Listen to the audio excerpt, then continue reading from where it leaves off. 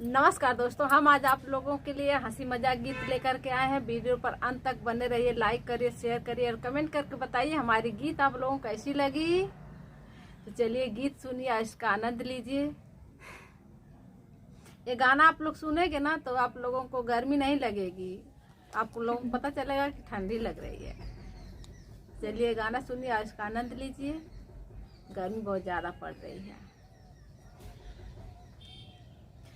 साँझ हवा डोले सवेरे खिड़की से, रात हवा डोले सैया के जुल्फी से।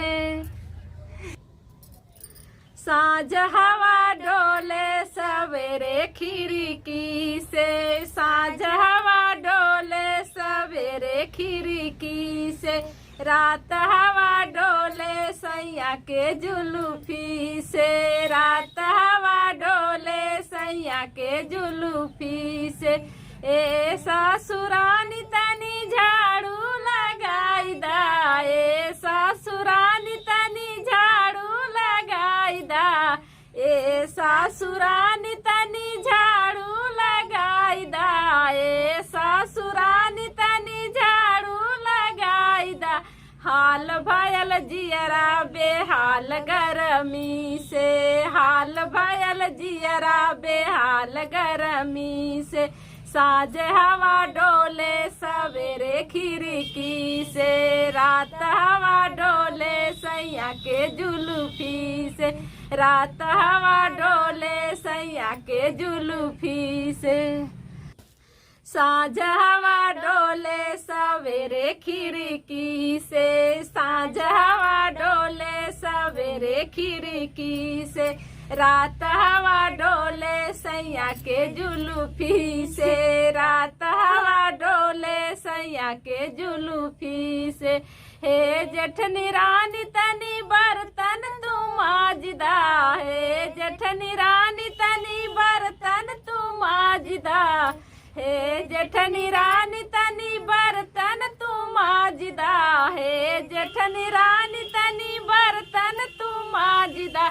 हाल भयल जियरा बेहाल गरमी से, हाल भयल जियरा बेहाल गरमी से।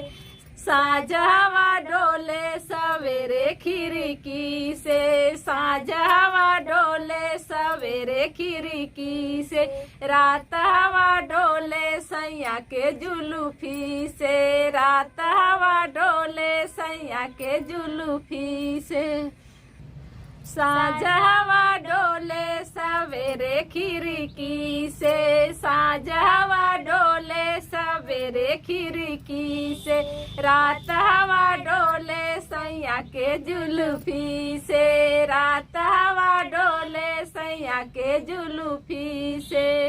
ए ननद रानी तन बिछौना बिछाई दा, ए ननद रानी तन बिछौना बिछाई दा। हाल भयल जियरा बेहाल गरमी से, हाल भयल जियरा बेहाल गरमी से, हाल भयल जियरा बेहाल गरमी से।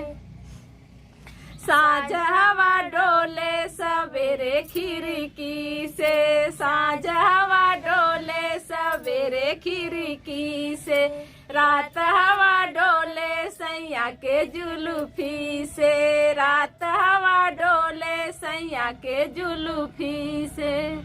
तो जुल्फी का हवा ले ला लोगन। अगर अच्छा लगा तो लाइक कर रही है। फिर मिलेगा अगले गीत में, तब तक लिए नमस्कार।